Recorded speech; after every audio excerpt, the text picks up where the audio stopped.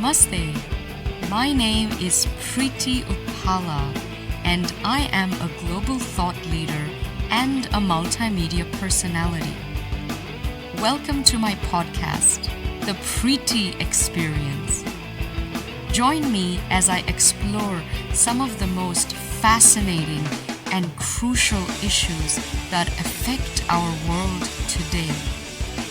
I take a unique global perspective on these issues, and the very foundation of my insights is humanity and spirituality.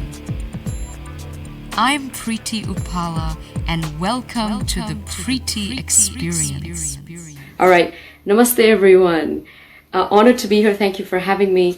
I'm going to talk about a topic that I'm sure is very precious to all of you and close to your heart and minds. And I would like to talk about Sanatana Dharma and how it is the way of the future. And I will start by giving you a little introduction of who I am, so that you know who I am, where I come from, what my background and my expertise is. My name is Preity Upala. I am a former investment banker turned media personality and a social entrepreneur. I was born in Dubai. Grew up in the Middle East my whole life, and then my family moved to Europe briefly before we immigrated to Australia. And from there, I finished my university. I worked in the corporate world for several years before winning a scholarship to study in New York. So that's what brought me out here to New York and then LA. I do many things here. I do work in Hollywood. I'm getting into producing and will be creating my own show. But other than that, I am a geopolitical analyst. I write on topics such as international relations, conflicts, peace, religion, anything to do with geopolitical strategies, and so on. So I write for a variety of outlets around the world, usually foreign policy ones. And I also speak on these matters around the world too. I've been very privileged to have spoken at the World Economic Forum, Davos-style summits like Horasis and the Women's Economic Forum, Raisina Dialogues, and Dubai 360. I was invited to speak at the University of Zurich and IFSEC, which is the largest foreign policy security event in Asia, among many other venues. I am a panelist and a political analyst in these forums. My first book is coming out this year. I'm so excited about that. It's going to be on feminism, and but more importantly, what gives me the credentials to be able to speak to you is that I am a Dharma ambassador. So I write and speak on issues of Dharma, spirituality, Vedic philosophy, and psychology as philosophy and psychology, specifically to do with the Vedic tradition. And writing and speaking on these topics for outlets around the world and venues around the world too. I consider myself a global citizen. I've been to almost 100 countries, which is great, but I truly feel very Sanatani and Bharatiya in my heart and soul. And my passions in life are spirituality and global travel, and whatever I do, I combine the two. I feel like I'm an embodiment of this incredible civilizational wisdom that we have, and I just feel like I'm a bridge between India and the rest of the world, between the East and the West. So honored to be here. Thank you so much. So let's get started with this very exciting topic of Sanatana Dharma and the way forward for the New World Order. Now, if this COVID-19 has taught us anything, it's taught us that globalization and multilateralism has serious fault lines. We have seen a lot of issues rise in this area because people thought globalism and globalization was the way for the future, and little did we realize that how problematic it can be. I think this pandemic has shown us just how dependent we all were on some countries and how entrenched we were in global supply chains and various economic systems. So it turned out to be a domino effect for everyone, where one thing fell and everything went down with it as well. Globalism and multilateralism have failed. I think this is what COVID has shown us. And we really need to also think about the fact that our lifestyle, our mindset, the way we were living, the reckless behavior, I would say as the planet as a whole, was just not sustainable. We were thinking that we have forever and that time is going to wait for us and stand still and all is well. And I think this has been a real wake-up call, kind of a spiritual awakening for the world to take a step back and realize that perhaps the way that we were living and thinking was not the most dharmic way. And there's always a silver lining in every tragedy or catastrophe, and certainly there is one here as well. One more thing that this pandemic has shown us is that it's not just about the economy. When we think about emerging global powers, it's not just about who has the biggest economy or the biggest military. I think, if anything, we have learned that the real power of any nation is in its morality, in its value system, how it treats its own citizens and how it treats the rest of the world. Is it a responsible and stabilizing force in the world? I think when you look at emerging powers, let's face it, there's really only three contenders. Of course, the US is already the superpower of the world. And when you think about the emerging ones, who's going to be next, there's really only two options, China or India. And before this pandemic, there were plenty of debates on China or India. And quite frankly, China was edging out on top for a multitude of reasons. But I think post-COVID, for the first time, people are really taking a good hard look at their assessment of what is a superpower and what is really a world power.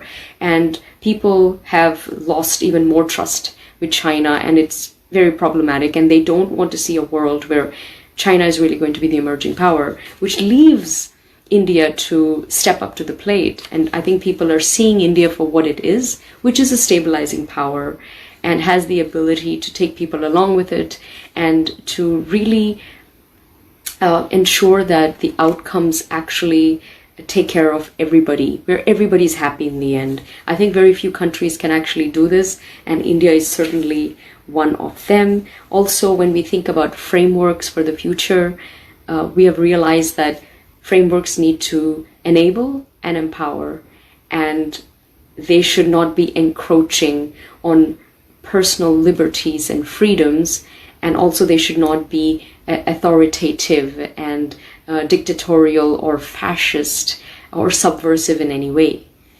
So even when we look at frameworks, we have guidelines now for what will work and what won't.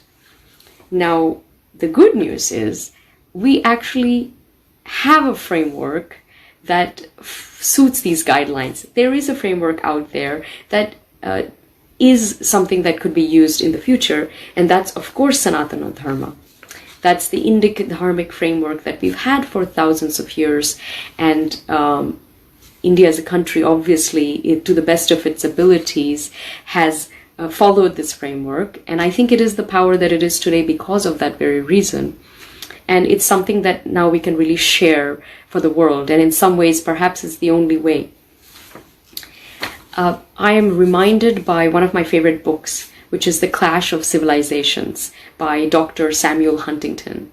And he was very, very clear there, where he spoke about a clash of civilizations in the future, where you will see Western democracies battle it with essentially two adversaries. One is a rising China, and the other is the Islamic world, the Islamic civilization. And he spoke about obviously the incompatibilities between the two, but he did touch on the fact that India is as the largest democracy in the world. Even then, it ends up being a great ally to the West, and it is really got the shared values and the moral compass of the Western liberal democracies. So he was very favorable to India, and he predicted this clash, and I think we are actually seeing this clash unfold in front of our very eyes. Now, when I think about Sanatana Dharma, I think it's a framework that has stood the test of time. I think it's contemporary as much as it is timeless and eternal. It's more relevant now than it ever was. And that's a beautiful thing, because I think very few frameworks can say that. It has been tried and tested, so to speak. It truly is the eternal path. And I think this opens up for India to really step on the global stage and carve out a role for itself globally, where it does take much more of a leadership position, and it sort of paves the path forward. And our framework is going to be the one that is the real USP here. And I think the world is waiting for this, and I think it's about time that India steps up. Hindu civilization has demonstrated capability to manage deep divides, engage with various cultures, religions, faiths, philosophies, wisdom, systems, and peacefully integrate the many streams of consciousness. It's truly syncretic in nature, and these values are based on ideas about divinity, cosmology, and humanity, which stand in contrast to the fundamental concept of the West and the Abrahamic traditions. I think this is such an important point to note, because it explains to us what is unique about Sanatana Dharma and why is it going to be the one that's going to show the path to the world. Now, I actually want to talk about when you think about great thinkers like Sri Aurobindo. Again, he was such a visionary, and he spoke about these philosophies and how Hinduism is sort of this divinity intact, right? And all the secret and the answers are enclosed in this amazing tradition. And he was very clear about where he stood on the concept of theism and so on. He was very definitive and wasn't nebulous and ambiguous. And he had spoken at great length about Sanatana Dharma. And I actually want to read out some things that he mentioned, I think, before I move into why I feel that Sanatana Dharma is going to be such a fantastic framework for the future. I was able to get some incredible verses that I read out some things that Sri Aurobindo himself narrated. All right. So Sri Aurobindo, while writing on Sanatana Dharma, says, "I seek not science, not religion, not theosophy, but Veda, the truth about Brahman, not only about his essentiality, but also about his manifestation. Not a lamp on the way to the forest, but a light and a guide to joy and action in the world. The truth which is beyond opinion, the knowledge which all thought strives after. Yasmin vignate sarvam vignatam bhavati. I believe that Veda to be the foundation of Sanatan Dharma.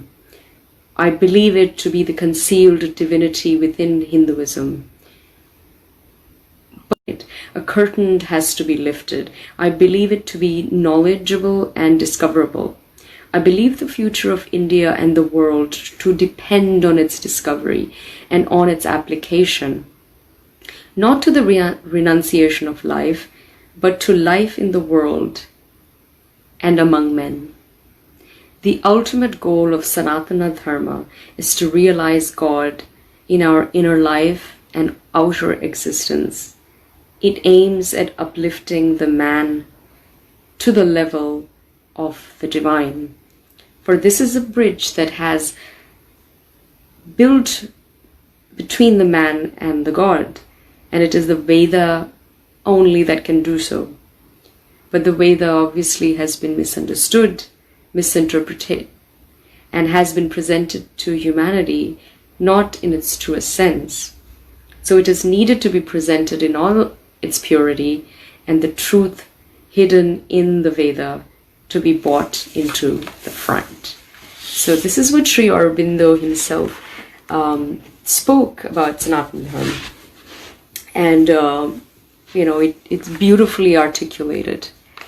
And he makes a great point about how it is a light, that we need, and also that the future of the world in some way depends on the discovery of this amazing framework, and also how it has perhaps been distorted and misrepresented and misunderstood in the past. And because it's an eternal path, there's never a better time than the present to actually bring it up to the surface, which is, I think, what's happening in India. There is such a dharmic Indic renaissance, and it really revolves around the Dharma coming up and being showcased to the world. And I feel that I personally am playing my little part on this incredible adventure. So I want to now look at practical applications for the new world. At the end of the day, what we're seeing is, dogmatic, rigid, monotheistic ways of looking at life and living don't work. They create incredible divides. They are communal. They can become very violent and hate-filled, which are not conducive to society. I think one thing that the dharmic faiths have, as opposed to when you look at Abrahamic religions, is this concept of plurality and genuine openness, tolerance, and this syncretic nature to be able to absorb everything and also have mutual respect for the other, because there is no imposition and claiming that the one path is the right path. It equally respects all paths and gives it the benefit of the doubt that it could be the right way and that you are allowed to follow that path as long as it's in truth, right? And I think what's going on in the world, we've had enough of the divide, and I actually see a big shift in the West moving towards Sanatan Dharma. They're looking east, they're looking to India, they look at Sanatan Dharma for guidance and sort of answers to these questions that have not been answered. Of course, there's a lot more work to be done. It's just only beginning to kind of bubble up, but I think we're on our way, which is wonderful. So it's already happening, but let's look at some practical ways on why I think that this really is the path forward. There is so much application already of dharma in the world at large, and some of them are yoga. Yoga is all the rage around the world, And it will be, I think, hopefully for a long time. In America alone, I don't know, is it 25 million people that practice yoga, some incredible number, and it's only growing. And through yoga, people get to know about India, about Hindu culture, and so on. Most of the time, it is taught, with respect to the philosophy. Sometimes it's not always done that way, but I don't think those studios last in the end, because they just don't have the karmic grace to sort of withstand, years when they don't have the dharmic truths within. And of course, International Yoga Day really put India on the map. And that's something that we should cherish. I do believe that we should be asking for a serious yoga board to be set up, and we need to make sure it's all regulated, and it should be regulated from India. I think it's the domain of India to set this up and really make sure that everybody is learning it the right way. And if you're going to call it yoga, then you have to have some basic fundamental principles, and there need to be some guidelines, because I see yoga really being watered down and distorted a lot here in the US, and that's not okay. The second point is meditation. I mean, the origin of meditation ultimately comes back to the Vedic tradition, whatever, if it's chakra meditation or just dhyana, right, or dharana, mindfulness even. It's all Hindu or all Vedic, Indic. And sadly, people get confused on sort of where it came from. And it's morphing into many different things.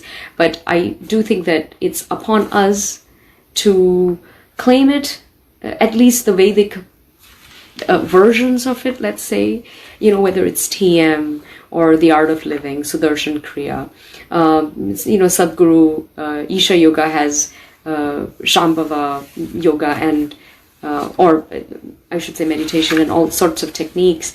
And it's really upon us to sort of educate the world on where this came from and the philosophy that sits behind these techniques, because here people just look at the technique without realizing that there is a fundamental ethos behind it. So it's our job to inform them, let's say.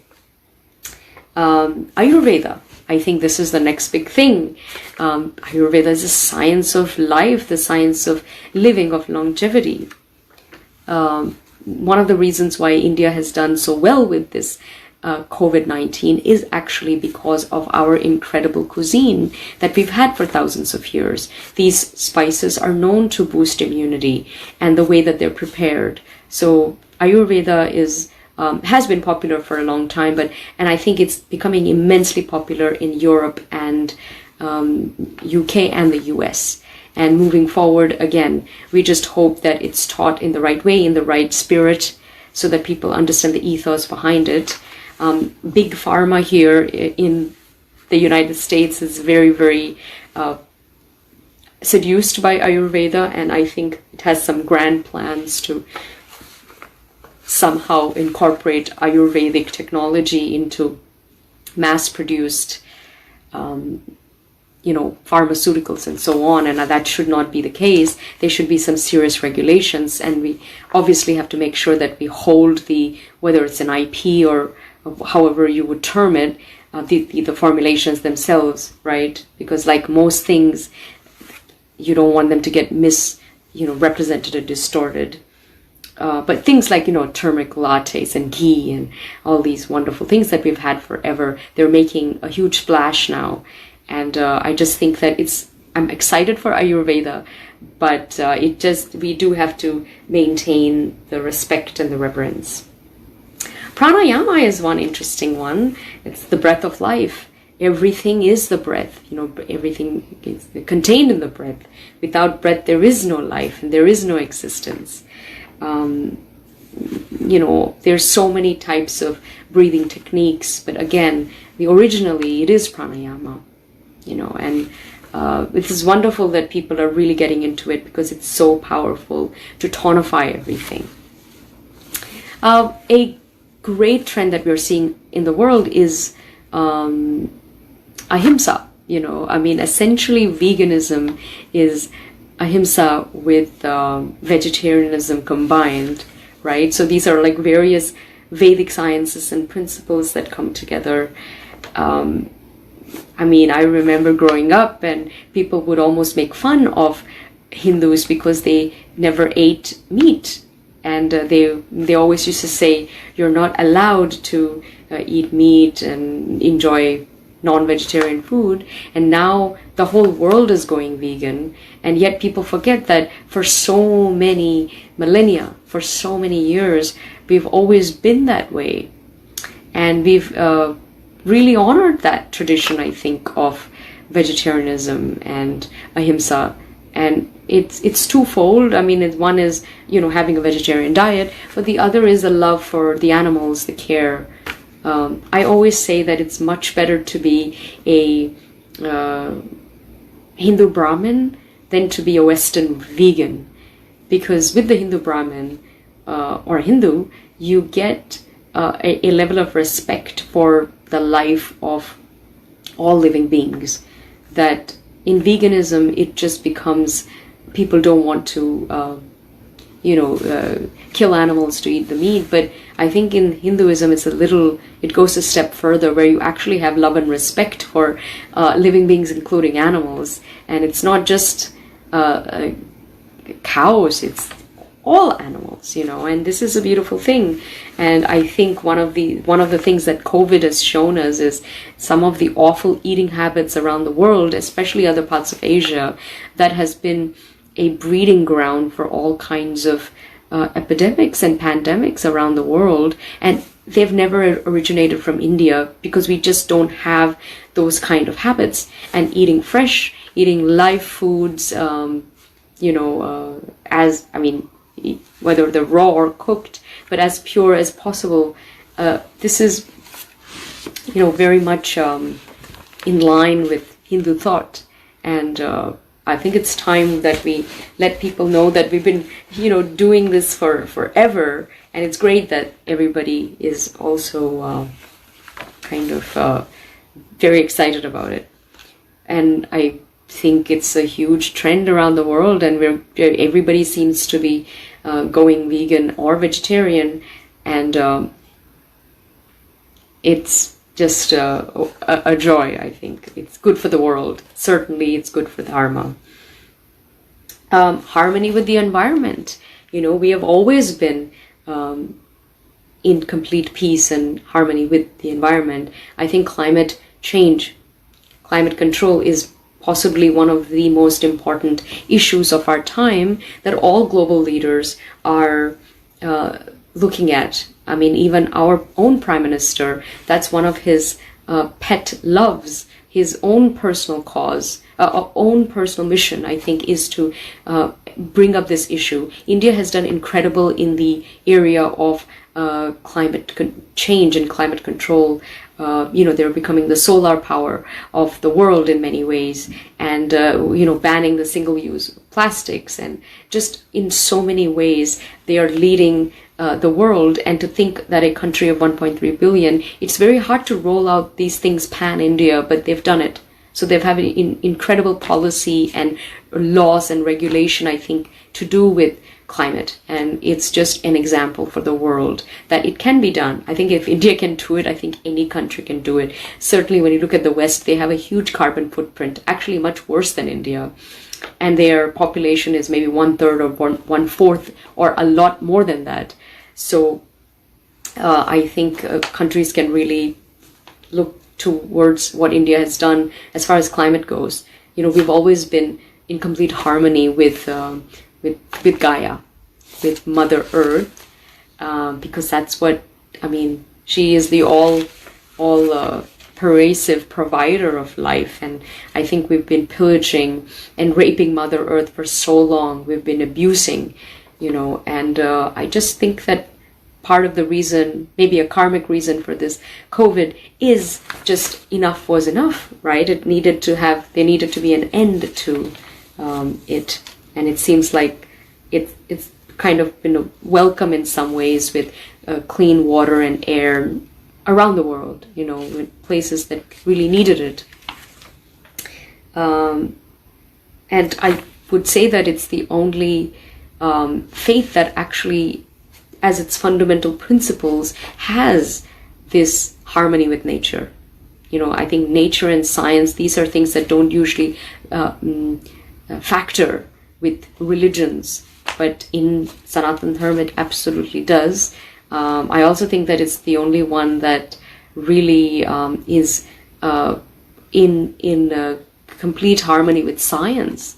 I think science is in a process of finding itself and meeting spirituality halfway. We're already there, rather than us having to prove anything to the world and to the science, to science itself. I think it's the other way around. And I think scientists are learning. I think they're starting to have the humility to understand that some of the fathers of modern science spoke about this. They looked to the Vedas and all the Hindu scriptures for these essential answers to very, very tough questions of life. And they found it there. In fact, some of the top 10 fathers of modern science not just were in awe of Vedic philosophy and Vedanta, many of them even converted to Hinduism. So they are Sanatanis in their own right, whether this is Schrödinger or there are so many of them, Heidegger, and also obviously when the atom bomb was tested, the most apt kind of welcoming of it is quoting the Vedas, because then you realize that it's all energy anyway, and we're all connected, we're all one, and life, death, rebirth. It's because it's so, if you view it to be so pure and intertwined, then it's not about expiration or loss or anything like that. These things just come back, in so many ways. So science is in complete harmony with Sanatana Dharma, and that's a very important, I think, point to make, because I think skeptics or atheists or people who want to discredit specifically Sanatana Dharma will say things like, well, where does science factor into all of this, and where does your morality come from? Well, in our case, the morality is really encased in this beautiful philosophy, which is, like Sri Aurobindo said, it's the divinity is in the philosophy itself, right? It's where the man and the God are one, or we create the bridge for them to be one. So, the divinity is within, right? You are God, which is a phenomenal way, I think, to look at faith. And another point is reincarnation. You would be surprised that reincarnation is actually very, very popular, and more people every day are really subscribing to this philosophy. Even in America, there are many atheists, but a large number of people actually believe in the concept of reincarnation. So they may not believe in a spirit or a soul, in Atman or Brahman, which is consciousness, but they do think that there's got to be more than just the mind and the body for existence. There is possibly something else, and they may not be able to say if reincarnation is real, but they also can't disprove it either. And there are obviously tests happening, and they're trying to find new ways on how one can measure this, because I do believe that it can be measured in some way. You just have to be honest and open to taking in that whatever measurements that one can find, because I think you have to have an expansive mind, because or else you would just find excuses to say that there's no way you can prove this. There's no way you can disprove it either. And the syncretic nature of Dharma, I keep going back to this. I think it's so important because I've never seen any country that can take in so much external, philosophies and absorb it completely, and then still not lose its core. I don't see anybody else being able to do that, right? And Sanatan Dharma does this beautifully, and it's great because it also respects the best from all faiths, let's say, and all sort of belief systems and so on. We are humble enough to know that there are good ideas everywhere, and that's a wonderful thing. So I think it's so important for the world moving forward to realize that there are great ideas everywhere, and the point is to take the best, right, from every system and make it work for you, which Dharma has done for all of these thousands of years.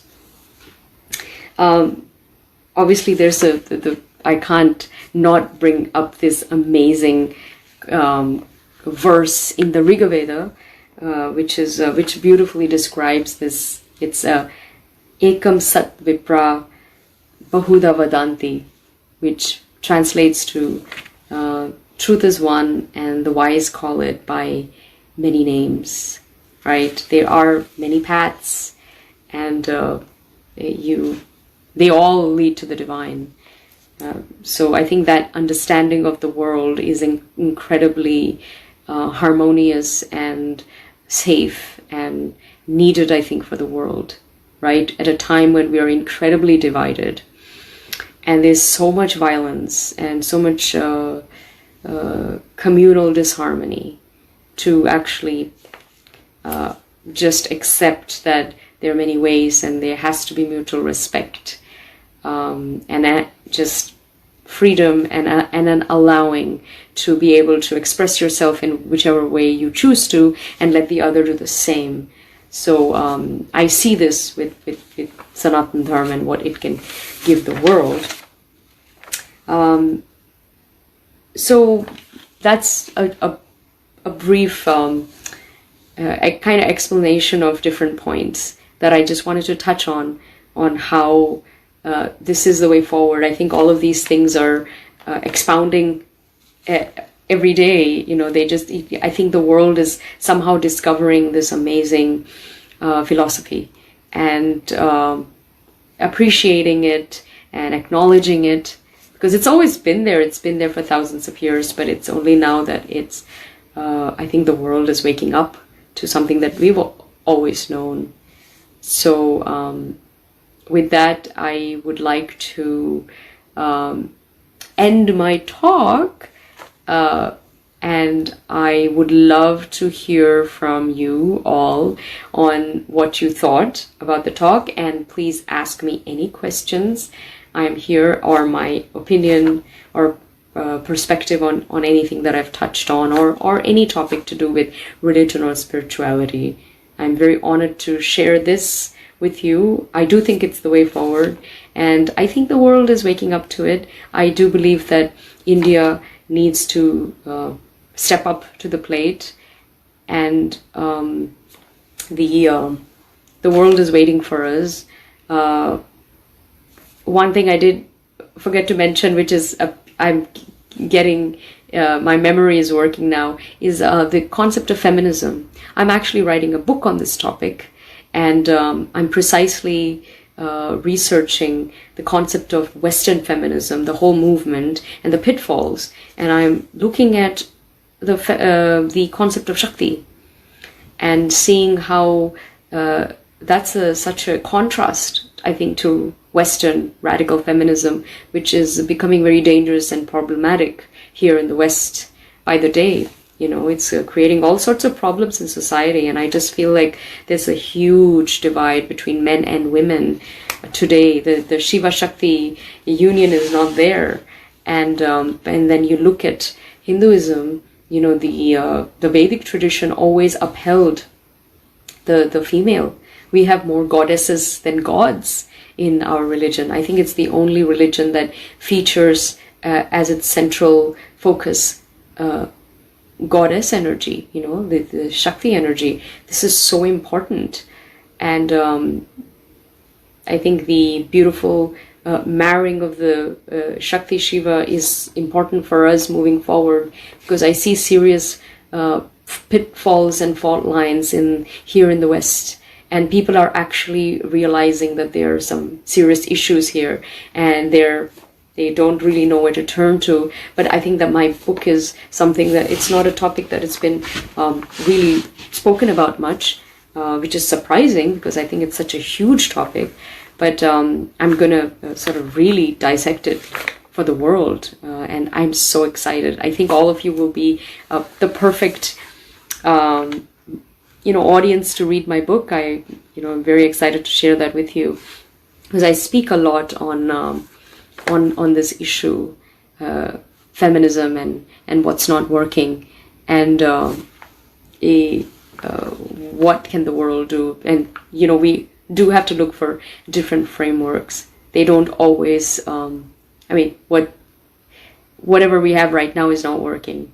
So I think Shakti can offer a lot to the world. I'm also thinking of a Tantra, which is, it's more than just sacred sexuality, but I think it's an incredible, tool or an incredible technology, again, which, where sensuality and sexuality is sacred and pure, and, living in a tantric way, if you do it in the pure way, is extremely healthy, and it's such a gift to the world. And it's something that I need, to be quite honest, needs to be revived even in India and even within Hinduism itself in the purest sense, right? So I see that as another big gift that Sanatan Dharma can give the world. I'm starting to think about all these things that I didn't mention before, but even, look, this, let's face it, I think this whole notion of atheism is extremely attractive these days. The more and more people are actually going that way. They're leaving the sort of the monotheistic traditions. But I think what Hinduism obviously offers is that you can be an atheist, you can reject the Vedas, you can reject the concept of Atman and Brahman, and yet still proudly call yourself a Hindu. And so you can be the Charvaka and still, be a Hindu, right? So we have these concepts that are built in. I think it's maybe the only faith that actually includes the Gnostics and the Charvakas. So that's very important, because I think one of the points that atheists or scientists will bring up, or skeptics will bring up, is, well, how do you deal with the concept of atheism, in different faiths? Some faiths are extremely hostile towards it, and then you have something like Sanatan Dharma, which is completely inclusive and accepting of it, which actually says a lot, because that would be the most extreme end, where you almost reject everything, but you still proudly call yourself a Hindu, because you connect with the civilizational wisdom that has taught much to the world and has a lot more to teach as well.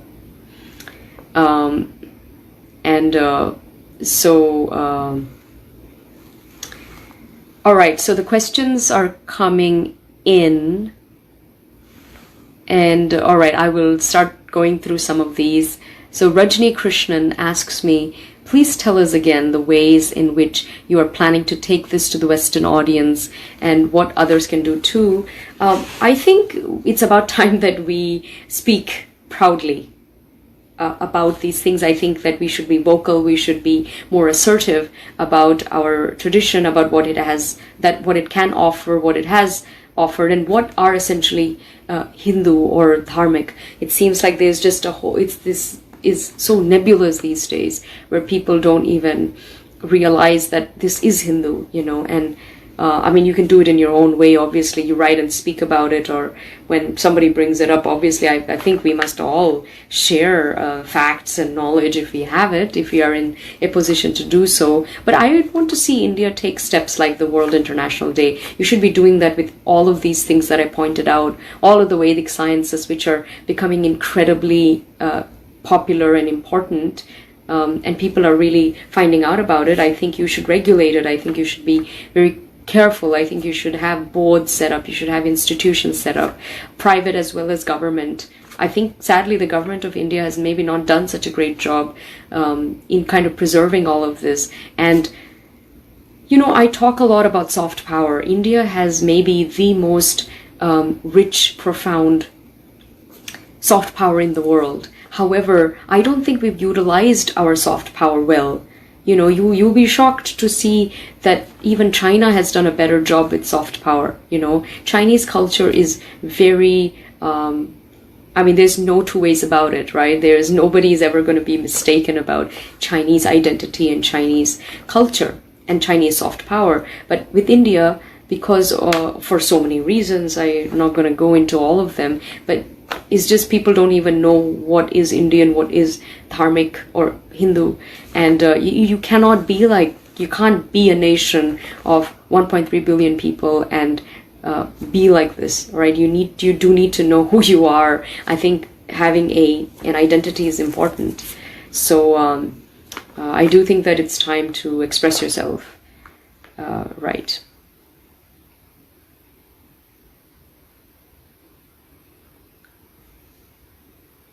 Somebody is asking, okay, Ramakrishna Ganta is asking me whether Sanatan Dharma is an external value for, is an eternal value, for a changing society. Absolutely. I think, as the name suggests, it's an eternal path. I think it's as relevant 6,000 years ago than as it is now. To be quite honest, it's more relevant now because we need it. Because I think there were times in history where we were in the age of Satya and Dharma and truth, right? And now we are in the Kali Yuga. This is when we need it the most. And I think this is also why it's being a bit submerged, or people are trying to kind of attack it, but at the same time, it's also rising. It's both. You know, I suspect, as India rises, the attacks on India and Sanatan Dharma will also increase, because there are many powers that don't want to see a rising India, and there are many institutions that don't want to see a rising Sanatan Dharma either. And I think it's incredibly important to hold your ground and not give in.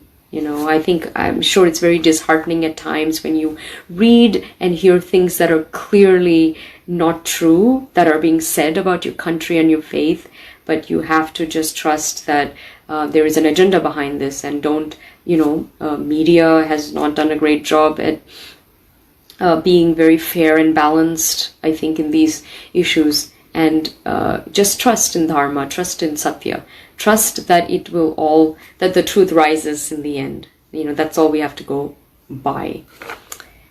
So I do think that it's the eternal value for a changing society. I think the society is changing dramatically. You know, I always go back to this amazing saying that Thomas Friedman is a journalist and a columnist for the New York Times, and he's also an author. And he's an Indophile. He loves India and has been supporting and following India for a long, long time. And he always says, I mean, thank God India is what it is today, or otherwise we would be living in a very different world. If India was a Iraq or a Syria or a country in our neighborhood, a theocracy, I think the world would be a very different place. And the world is what it is today, on the positive sense, because of India, and it has held to its root and its essence and its ethos. So it's preserved it. You know, I think we should be proud of that, and I think there's a need to make sure that it stays that way, because these things can obviously change very, very quickly. Within no time, it can all just in the blink of an eye go away, and then you find yourself, Dharma is not there anymore. We've seen it in so many civilizations that have been wiped out in a matter of a few decades. In our case, we have survived 1,000 years of subjugation, and we're still standing tall, and it's still intact, which is beautiful. But you may need to make sure that it's intact until the very end of time. What else? Someone said, question is how modern science is in complete harmony with Sanatana Dharma. So the quantum physicists and the quantum mechanics, that's the pure science, they look at energy, and in the Vedic texts, everything is about energy. It talks about the smallest, element in the world, right? An atom, proton, all that stuff. And there is incredible scholarship, I think, in our Vedas and all our texts about one is the interconnectedness, the fact that we are all connected energetically, and also that all it is energy. It's not permanent; it's always transient. So again, when you look at concept of spirit or concept of reincarnation or all of that good stuff, it does sort of, I would say, it's supported by kind of that Vedic thought, right? But these great scientists were never at odds with Hinduism as they might have been with other monotheistic religions that some of them even shun science, right, and evolution and so on. I mean, they have the concept of the creation, and you think about that and you think, where does science fit into all of this? But when you read these holy scriptures, as these scientists had done, they understand so many concepts, right, of whether you're looking at the meaning of life, energy, Maya, and all those amazing concepts. So, I think more should be spoken about the science of consciousness, because I truly think that we have all the sort of the ethos and the essence of Hinduism can kind of talk about that science of consciousness. It's a beautiful topic, and I think more should be written and spoken about it than has already been done. Right? We have some incredible scholars and professors who talk about it, but I think the world needs to know somehow this sort of amazing wisdom that's always been there, but not sure why people never bothered to connect the dots.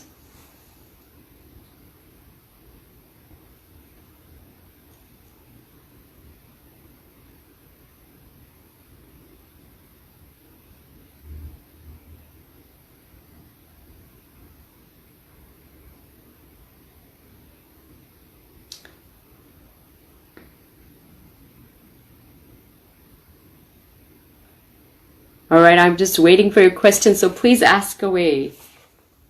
I'm on hand here to listen to your questions. There's a lot of people saying hello, saying namaste, and all just enjoying the talk. So I'm honored. And someone made a great comment. They said, spiritual fitness by listening to Vedic mantras and meditation. Yes, kirtan, mantra, chanting is so powerful. The primordial sounds of any Sanskrit mantra is so powerful. And I think the world is realizing the power of mantra and kirtan. And, you don't even have to, be a Hindu to chant, whether it's Hare Krishna, or we have unlimited number of mantras, very, very powerful, and it just calms the mind. And I think scientifically there have been enough studies done that prove that through chanting and, of course, pranayam, it calms the mind, it stabilizes the breath, it slows down the breath. When the breath slows down, your whole system slows down. That's when you have clarity of thought. That's when you have feelings of wellness and goodness. That's when endorphins and serotonin can be released. And So again, this is very scientific. Chanting and mantras can be, this is how one sort of makes a connection. I think there needs to be much more research and scholarship done on these topics, because I think the proof is there in the pudding, but we just don't have enough people embarking on these projects, which I think they should be funding for that. And I really think that science of consciousness is so important moving forward, which ties in all facets of Sanatan Dharma.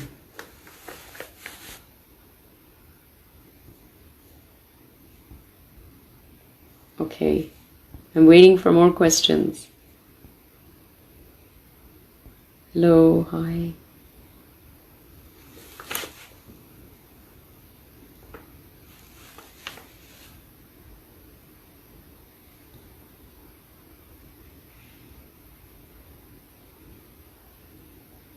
There's lots of people who enjoyed the talk.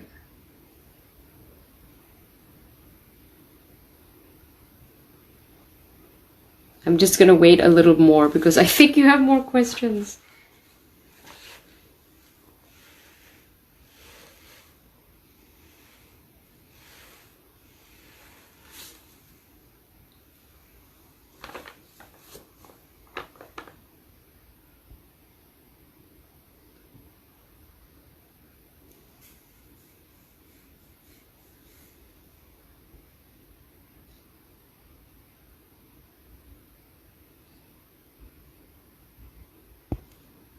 I just wanted to point out that what the trend that I'm seeing around the world is people are becoming agnostic and atheist. It's very, very popular in the West, in the US as well as Europe and Australia and so on. People are just moving away from these rigid monotheistic religions, and they are looking for something else, right? And I think the dharmic traditions offer something different. They do offer an alternative framework, which is very different from the monotheistic religions to begin with, right? It's a different way of living and different mindset. If you want to go to the source, then of course it has to be Sanatan Dharma. There are many dharmic, traditions. I count Jainism, Buddhism, and Sikhism, as the dharmic faiths, let's say. But if you want to go to the source and maybe the most, in terms of the nuances and the how vast Vedic philosophy or Hindu philosophy and thought is. It's much more than the others, right? I don't even think that the dharmic faiths are actually separate from Hinduism. I think they are really parts of Gnostic tradition, right? So it's just like a sect of Hinduism, some would say. That's really the pure explanation for it. I think it got morphed over time. And then when this concept of religious freedom and religious rights came into India, which is a Western concept, people realized, well, if we separate from this, we'll be able to get the benefits of being a minority sect or minority religion, which so sadly for political purposes, this divide happened, and people obviously took advantage of that, and that's why instead of really being a sect, now it's seen as something very separate. And maybe there should be some efforts to bring them a little closer,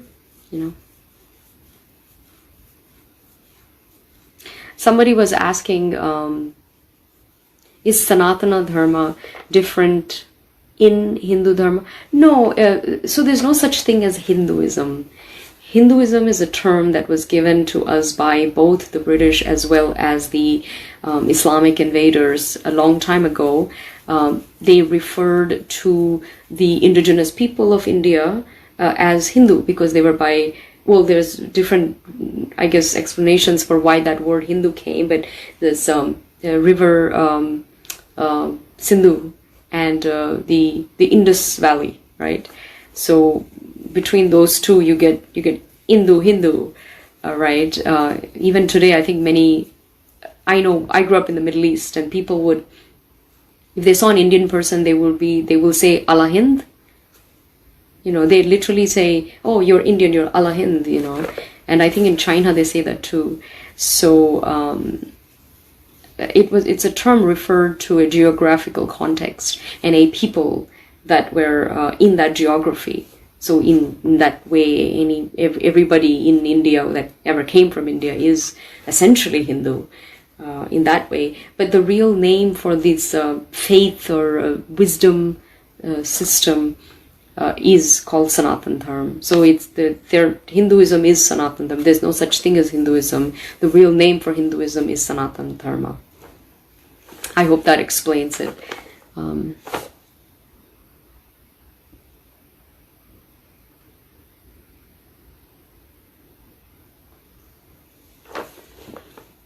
Is there any scientific instrument by which one can analyze the effect of mantra? Well, yes, you have to measure brain waves, neurons. So neuroscience, they will be tools and measurables within neuroscience, and you look at brain waves and brain signals, breath, monitoring the system to see the effect, right?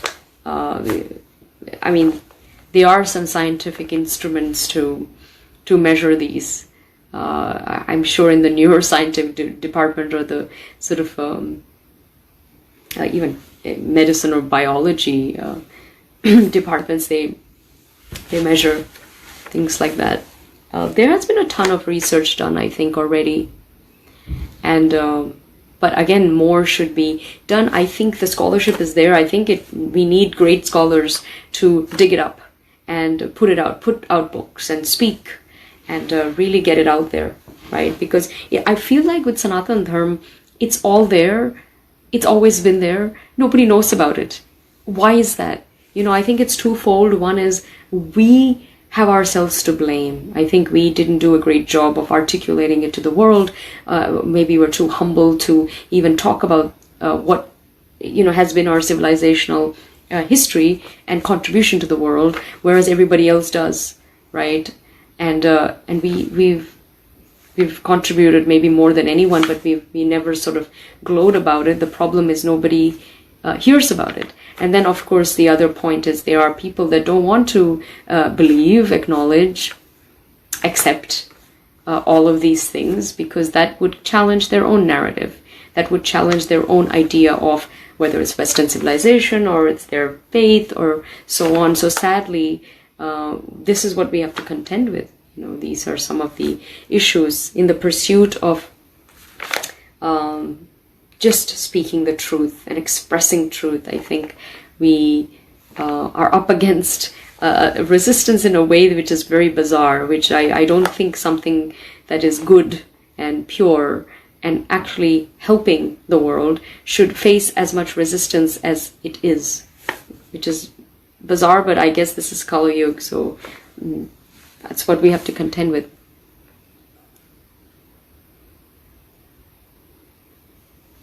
Somebody was asking if Sindhu became Hindu, then how is the Hindu word in the Vedas?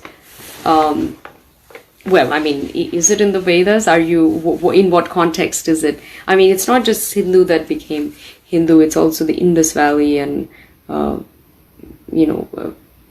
mean, clearly these foreigners, invaders were not reading the Vedas. That's not where they got this term from. They call the way that they refer to a group of peoples were Hindu. So that's how that came about. I'm not sure of the use of the word Hindu. I know that you have dharmic, Sanatani. You've got other words, right, to explain the same thing. I'll just wait for a few more minutes to see if you have any more questions. I think when I was reading Sri Aurobindo's work, I was very, very touched and very impressed because he was a visionary. There's a lot of great thinkers in the world. There have been in history. There have been a lot of great thinkers, philosophers, spiritual gurus, enlightened beings that came from India. And they all had great systems to share. But I think what's unique about Sri Aurobindo was that he actually explored many schools of thought, many schools of spiritual and philosophical thought, and looked at them and looked at what was optimal and what worked. And I think that formed his own viewpoints on life and spirituality, his own sort of philosophical viewpoints. So he took a lot, I think, into account when coming up with his own perspectives, and then he shared that with everyone. Also, he was a visionary. He realized what was missing in the world. He realized where the answers lie, and he realized what need to happen for solutions to come in. And this was decades and decades ago. This is a long time ago. So I think he was a visionary and somebody way ahead of his time. And perhaps maybe even Indians didn't appreciate where he was coming from.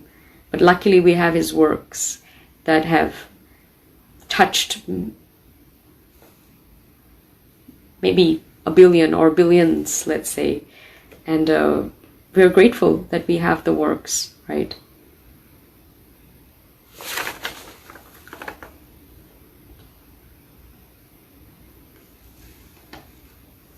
So I think it's so important to keep Sri Aurobindo's words alive. I think we are at interesting time in the evolution of the planet, in the story of humankind or mankind, and the next chapter is yet to be written. So I feel that it's time to really kind of share this wisdom to the world now. And I think it's as good as time as any, because boy does the world need it. I do think that we are going through a paradigm shift. This COVID is certainly it's a part of it. And moving forward, there will be many changes in the world. Many viewpoints will be challenged. Many systems will be challenged. I think the next several decades, when you just look from a geopolitical point of view, which is something that I'm actually used to talking. I talk a lot on US-India relations and why the relationship hasn't been so great in the past, and moving forward, what we can predict. When you look at geopolitics, you cannot ignore India. I think with its scope, its population, its economy, its rising influence in the world, you can't ignore it. And you have to take it seriously and give it a place at the table, because I think for too long we've been on the menu instead of actually having a seat at the table, and I think it should be no more the case. And our soft power is really very much intertwined with our ethos, our essence, and this is not a question of othering anyone or trying to be divisive or separating or saying I'm this and you're something else. That's not the Indian way. That's not the Hindu way. I think the syncretic nature takes it all in, is incredibly inclusive and pluralistic. So that's why I think it's, even today, it's 1.3 billion people, the most diverse languages, religion, culture in the world, coming together under one roof. It's relatively peaceful. I don't think any other country can claim that. There are many countries with tiny populations who have a lot of communal tensions and problems. that we don't have, that we've never had, and you have to look at the main ethos of the nation for that. So I think I will be ending my talk now. I'll give you maybe 1 more minute to ask any final questions. I'm so honored to speak with you this evening and share with you. And while I'm waiting, I just want to say that please get in touch with me. There are many ways to do that. I'm all over. I have kind of a big presence all over social media and so on. On Twitter, my handle is Preity Upala with 2 U's, so it's Uupala. And on Facebook, of course, it's Preity Upala with just 1 U. I have a personal page as well as a public figure page. So get in touch with me through either. I'm always available to engage. And on Instagram, it's Preity U, Preity, and the letter U. And on YouTube, I have my own show. It's my name, but it's the Preity Experience. It's a spiritual show or a kind of a media channel, really. It has a ton of interviews on spirituality and politics. So please tune into that. I have my own radio show, which is called The Eternal Hour on iHeartRadio. But again, if you Google these episodes, they will come up. And what else? My website is going to be live soon. That's going to be www.preetyupala.com. I'll give you my email address if anybody wanted to contact me directly for any reason. Maybe you have some questions or you have a project that you would like to share with me or collaborate on or whatever. You have thoughts that you want to share. I'm a good springboard for that. My email address is missp.productions with an S at the end @gmail.com. I'd love to hear from all of you. I'm very engaging. I've made so many friends online. I've been doing these lectures for a while. I've literally had tens of thousands of people tune in and get to know me, and it's been a joy. I'm excited about my book and my TV show. So when those come out, you are the audience that I have in mind for that. Right, I'm writing it for you guys, so please get in touch with me. So somebody has written a very nice message. They've said, "Thank you very much for sparing time at 2 a.m. for all of us. It is my pleasure. Dharma is my passion. I'm a Dharmic ambassador. I am honored that I have the gifts and the skills to even be an ambassador for this amazing civilizational wisdom. And I'm just blessed. I know there's a reason why I'm here on this planet, and a small part of it is to share this with the world. So I'm so honored to do this. It gives me great joy. So I want to thank you, and I want to thank your the moderator and the creator of the Sri Aurobindo Foundation for Indic Culture for inviting me. Thank you so much. I'm honored. Please keep in touch. And I speak a lot. I would love to speak more. So if you know other forums where you would like me to speak at, whether it's students or adults or university kids, please get in touch with me. I've been so busy doing I have a media engagement almost every day. I think I've had it for a couple of months now, and it's just fantastic. My articles, of course, you can find online. Just Google Preity Upala journalist or Preity Upala articles. You will get literally hundreds and hundreds of articles on everything from Dharma, from 370, Kashmir, CAA, Indian elections, the government of India, Prime Minister Modi and US-India relations, geopolitics, counterterrorism, all of these wonderful things.